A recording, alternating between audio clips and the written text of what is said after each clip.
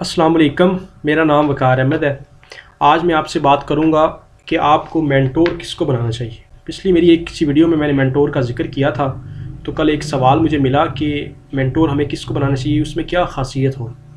तो आपने मेंटोर उस उस्ताद को, उस गुरु को बनाना है जो हर वक्त सीख रहा हो, यानी जो उस जिसकी लर्निंग रुके ना, यानी ये ना हो कि फिक्स हो जाए, इस तरह नहीं। जो हर वक्त सीख रहा है, पढ़ रहा है, अपनी आप को अपडेट कर रहा है, सबसे पहली सलाहियत। दूसरा उसके अंदर आजिज़ी हो, अपनी तारीफ ना सुने, आजिज़ी हो उसके अंदर। तीसरा वो अपना तज़किया करे, अपनी जो गलतियां हैं उनको दुरुस्त करने की सलाहियत रखता हो, ये ना हो कि उसको गलती बताएं तो वो गुस्सा कर जाए। चौथा, उसके अंदर हिकमत हो, अखलाकियात हो। और पांचवी चीज़, उसके अंदर गहरा शऊर ज़िंदगी हो। अगर ये 5 चीज़ें हों तो उस इंसान को आपने अपना मेंटोर बनाना है। आपके वक़्त का बहुत शुक्रिया।